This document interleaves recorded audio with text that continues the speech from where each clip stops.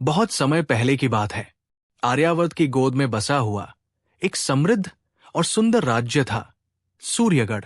इस राज्य के चारों ओर ऊंचे पर्वत, घने वन, चमकती नदियां और लहराते स्वर्णिम खेत थे। सूर्यगढ़ अपने वैभव, न्याय और शौर्य के लिए दूर दूर तक प्रसिद्ध था। इस राज्य पर शासन करते थे प्रतापी राजा वीरेंद्र सिंह, पराक्रमी, न्यायप्रिय और अपनी प्रजा के लिए देवतुल्य। राजा वीरेंद्र सिंह का हृदय भले ही लोहे जैसा दृढ़ था, पर उसमें करुणा समुद्र जैसी गहरी थी। युद्ध भूमि में वे सिंह की तरह गरजते और गरीबों के सामने पिता बन जाते, परंतु उनकी आंखों में एक अधूरापन था, जीवन में प्रेम का खालीपन। उधर उसी राज्य में एक छोटी सी रियासत के राजा की पुत्री थी, राजकुमारी सुकन्या। रूप ऐसा कि चंद्रमा भी लज्जित हो जाए और स्वभाव ऐसा कि पत्थर भी पिघल जाए। उसकी आंखों में सरलता थी, चाल में मर्यादा और हंसी में जीवन। सुकन्या को बचपन से संगीत और घुड़सवारी से प्रेम था। वो राजमहल के आडंबर से दूर प्रकृति के पास रहना पसंद करती थी। फूलों से बातें करना, पक्षियों के संग उड़ने की कल्पना करना, यही उसकी दुनिया थी। कहानी तब शुरू हुई जब सूर्यगढ़ में वसंत महोत्सव का आयोजन हुआ। पूरे राज्य को फूलों से सजाया गया।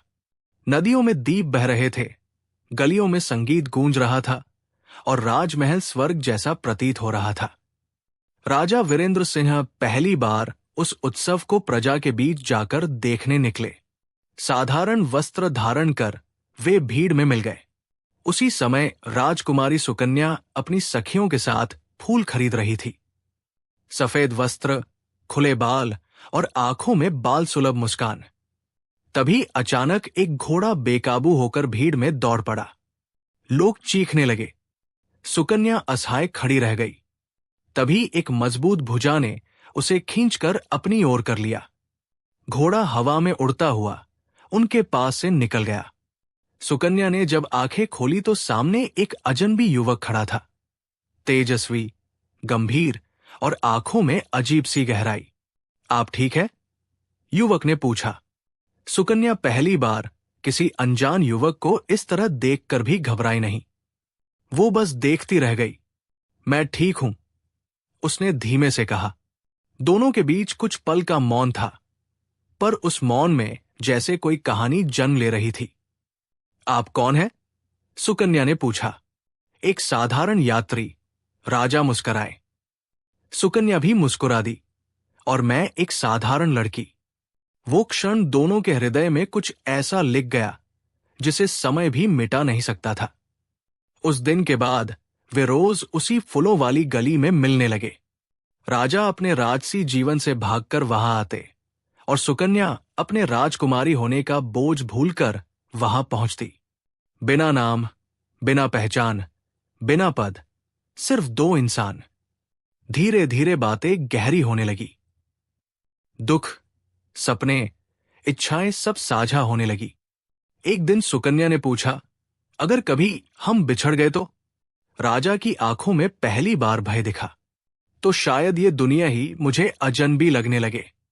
उनकी उंगलियां पहली बार एक दूसरे से टकराईं और दोनों समझ गए, ये साधारण आकर्षण नहीं, प्रेम है। लेकिन किस्मत को कुछ और ही मंजूर था। दरबार में राजा के विवाह की चर्चा चलने लगी।